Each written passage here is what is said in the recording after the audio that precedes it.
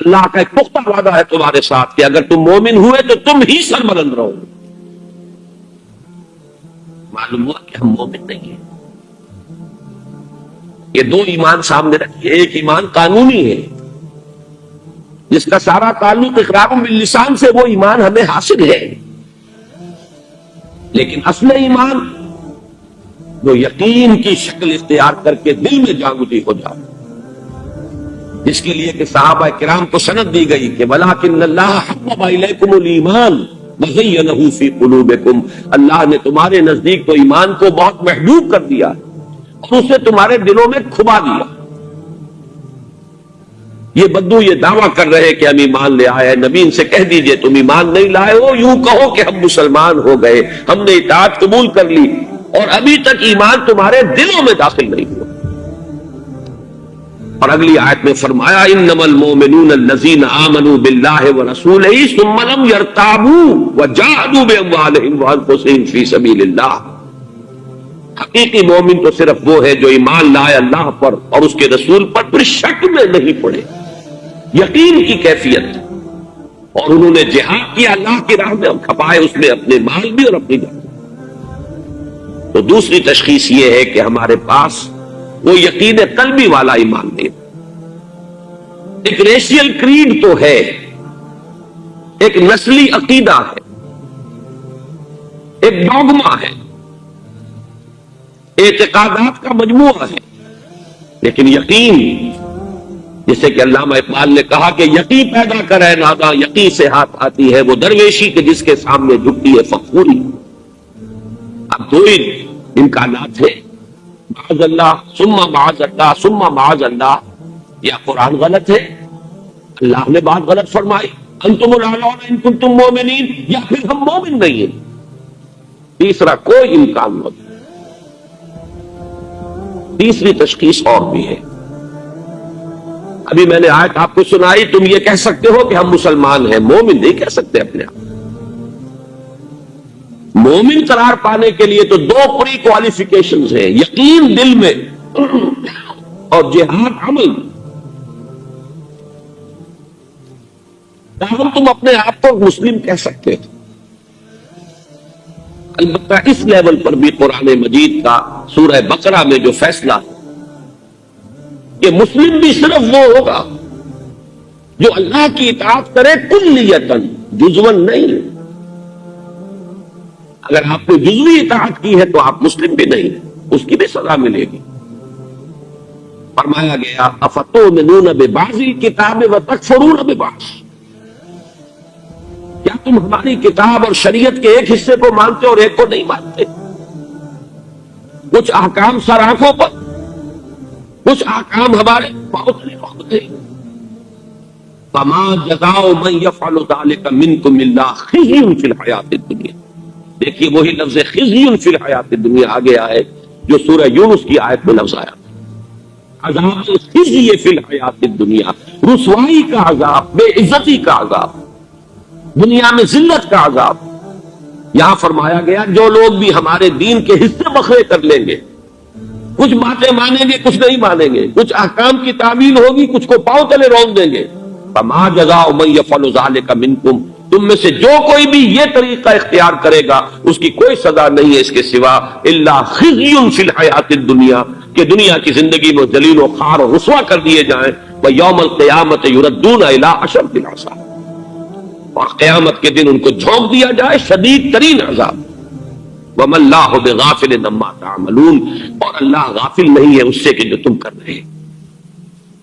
تم نے خواہ کتنے ہی لبادے اوڑھ لیے ہو، کتنی ہی شرعی وضاحت اختیار کر لی ہو، اللہ کو معلوم ہے کہ تمہارے پیٹوں میں کیا جا رہا، تمہارے حلق سے لقمہ حرام اتر رہا ہے یا لقمہ حلال اتر رہا، تمہاری کمائی جائز ہے یا ناجائز ہے۔ تم اپنے اس ظاہری رکھ رکھاؤ سے دنیا والوں کو دھوکہ دے سکتے ہو، اللہ کو دھوکہ نہیں دے سکتے۔ یہ مسئلہ دیکھ لیجئے، انفرادی طور پر ہر شخص اپنے گریبان میں جھانک لے، کیا پورے دین پر عمل پیرا ہے یا اس کے صرف کچھ اجزاء ہیں جن کو اس نے اختیار کیا؟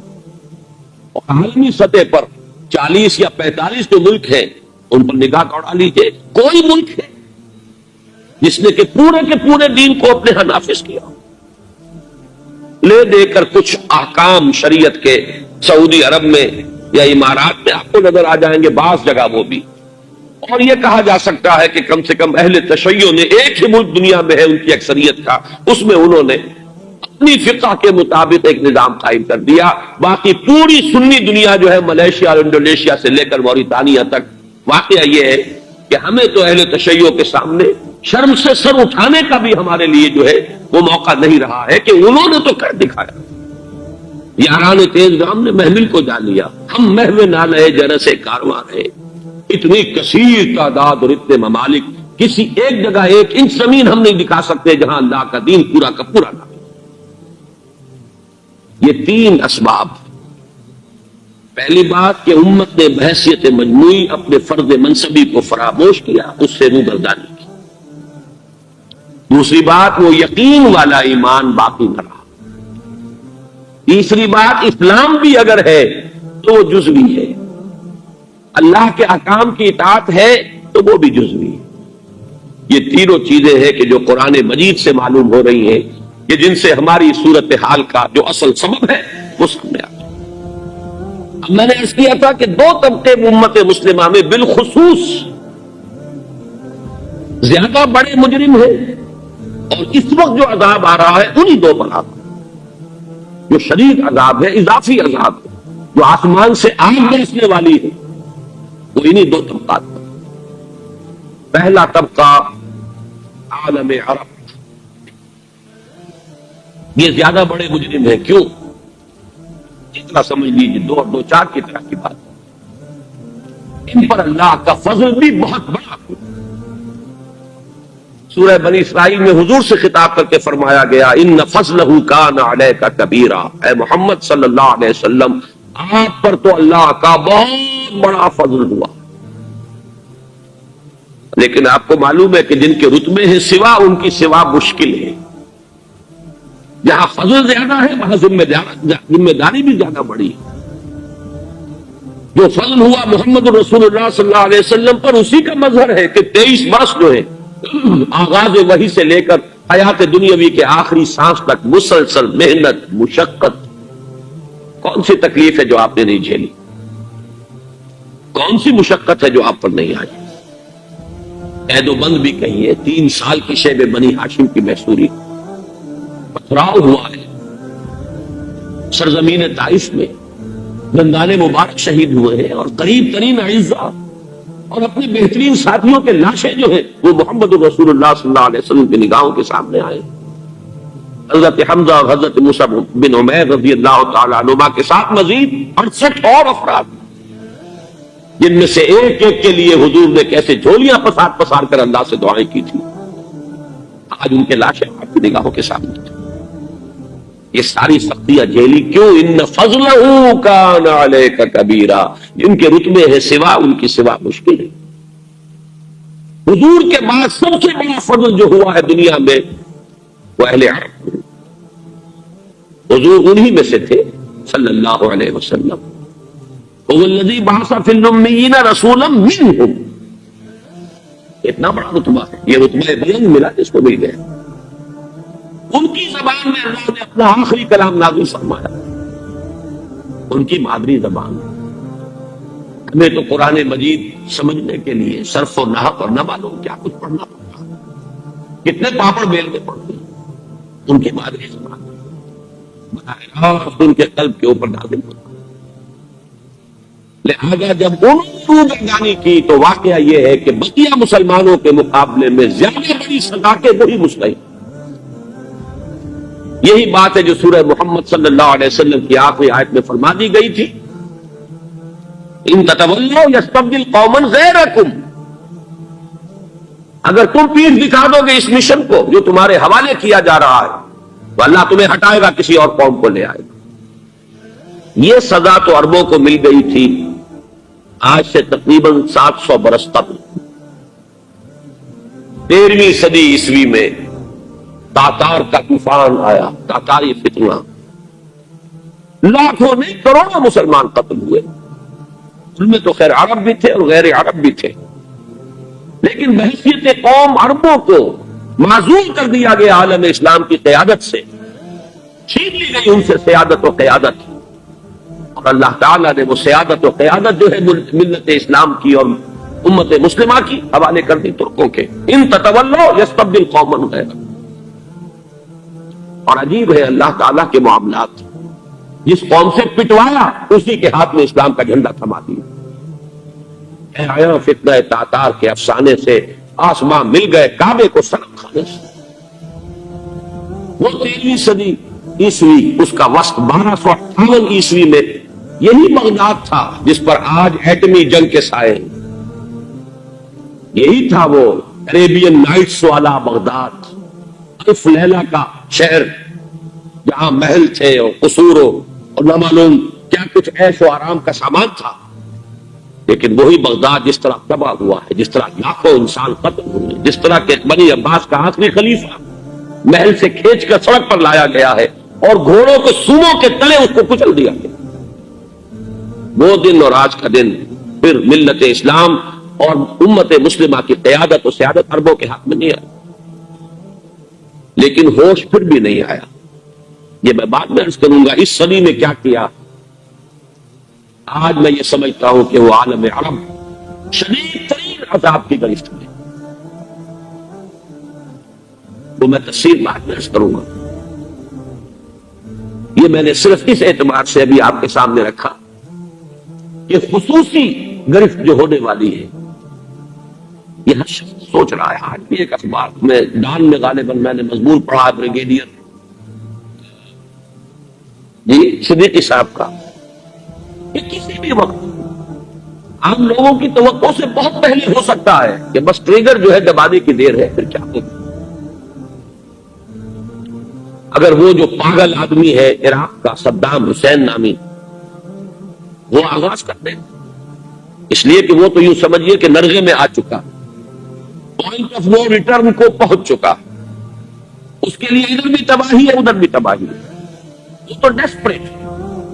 اس نے صاف کہہ دیا ہے کہ ہمیں ذرا اور دبایا گیا تو ہم آغاز کر دیں گے اور سعودی عرب کے جو آئل ویلز ہیں ان کو تو تباہ کر دیں گے. پھر کیمیابی ہتھیار اس کے پاس وہ استعمال ہوا تو سوچئے کون مریں گے. ادھر بھی مریں گے تو عرب، ادھر بھی مریں گے تو عرب. امریکی مرنے کے لیے نہیں آیا، امریکیوں نے آگے سب سے پہلے عرب فوج کو رکھا ہوا. اس کے بعد یہ مصری اور دوسرے جو ہیں جو ان کے مسلمان الائز ہیں ان کی فوجیں ہوں گی. امریکی مرنے کو تیار نہیں ہے. اس کا تو اگر سب سے بڑا حملہ ہوگا تو وہ ہوائی حملہ ہوگا. باقی یہ ہے کہ مریں گے کون، چاہے لائن کے ادھر مرے چاہے ادھر مرے، ہلاک ہو. وہ ہلاکی کس درجے کی ہوگی. اور صاف کہہ دیا ہے صدر امریکہ نے کہ اگر کیمیابی ہتھیار عراق نے استعمال کیا تو ہم جوابی طور پر ایٹمی حملہ کریں گے. میں جب تقریر کر رہا تھا اپنے اسی سفر میں ہو کر آیا ہوں ابھی امریکہ بھی اور سعودی عرب بھی، ریاض میں تقریر کر رہا تھا جب یہ بات سامنے آئی اور اس کا جب میں نے تذکرہ کیا ہے تو مجھے اچانک یاد آیا سن 53 میں جبکہ میں اسلامی جمعیت طلبہ کا کارکن تھا، ناظم اعلیٰ تھا، پرچہ نکالتا تھا لاہور سے عزم افروزہ عزم، اس میں میں نے ایک نظم شائع کی تھی. عرشی بھوپالی شاعر تھے، مجھے نہیں معلوم کہ وہ ابھی بقید حیات تھے یا فوت ہو چکے. کوریا کی جنگ اس وقت اس پر انہوں نے نظم کہی تھی، اگرچہ جب یہ شائع ہوئی ہے نظم تو کوریا کی جنگ ختم ہو چکی تھی. لیکن یہ کہ صورتحال تو تلی ہوئی ہے. آج بالکل معلوم ہوتا ہے کہ اسی نظم کی کیفیت ہے کہ جو آج وہاں پر نمایاں طور پر نظر آ رہی ہے عرب عراق سرحد پر. میں وہ نظم آپ کو سنا رہا ہوں. ایٹمی طاقتوں کے سائے میں امن کے بج رہے ہیں نقارے، موت کے دیوتا کے جبڑوں سے مل رہا ہے حیات کا پیغام. دونوں جانب سے آج ایٹم بم دھمکیاں دے رہا ہے انسان کو. منڈیوں کے سفید بیوپاری سرد بازاریوں سے گھبرا کر کارخانے نئے سجاتے ہیں، ڈھیر فولاد کے لگاتے ہیں.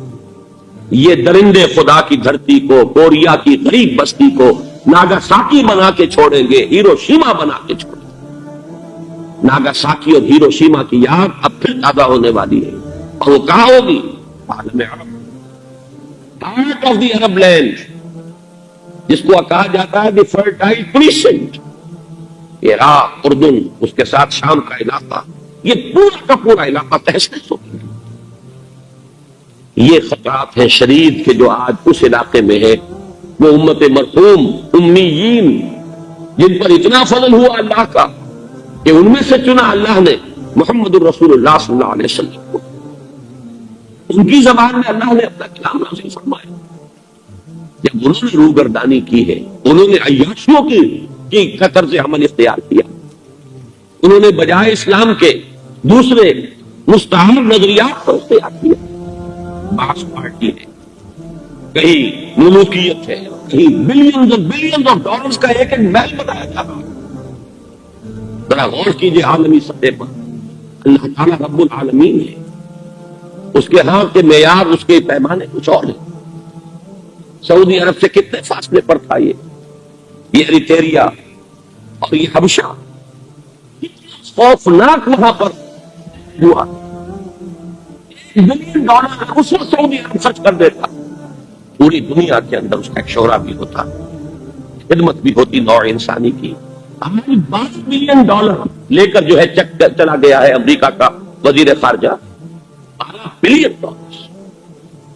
وہ جنگ کے لیے، وہ اپنے شاہی جو مفادات ہیں ان کے تحفظ کے لیے، وہ آج تجوریاں چل رہی۔ جو کہا گیا تھا کہ یاجوج و ماجوج آئیں گے، چھٹ کر جائیں گے، صاف کر دیں گے، یہ تو اگر ذرا طویل کھچ جاتا ہے معاملہ تو چوس جائیں گے پوری دولت کو۔ یہ دولت کے جو جمع ہے، اور ہے بھی تو انہی کے پاس، وہ تو صرف چیک ہی ایشو کرنا ہے، باقی دولت تو ہے بھی انہی کے پاس۔ یہ ہے وہ خطرناک صورتحال جس سے کہ ملت عرب اس وقت چاہ رہی۔ ادھر دوسرا بڑا مجرم جو ہے روح ارضی پر امت مسلمہ کا جو حصہ، وہ برا نہ مانیے، وہ مسلمانان پاکستان،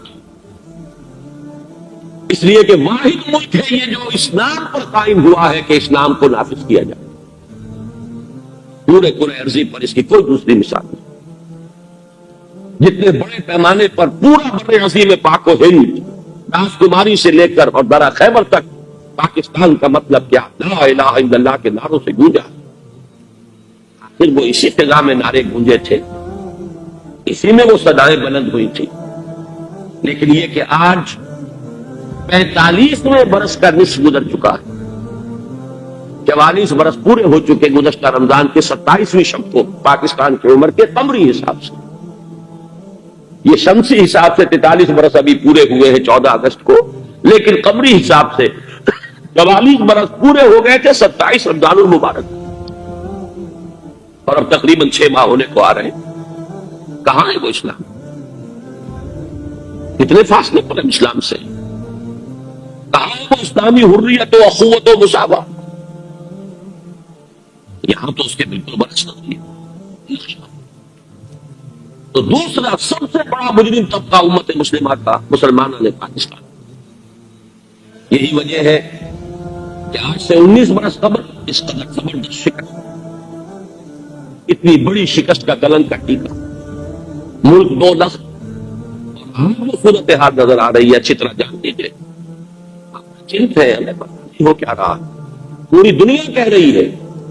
وائس آف امریکہ کا آپ نے تبصرہ سنا ہوگا کہ آئندہ چند ہفتے کنٹرول لائن جو ہے کشمیر کی، اس کے لیے نہایت نازک ہے، نہایت خوفناک۔ کئی خبر پڑھتے ہیں کہ 11 لاکھ کی فوج ہے اس وقت ہندوستان کی، جس کو اس نے موبلائز کیا ہوا۔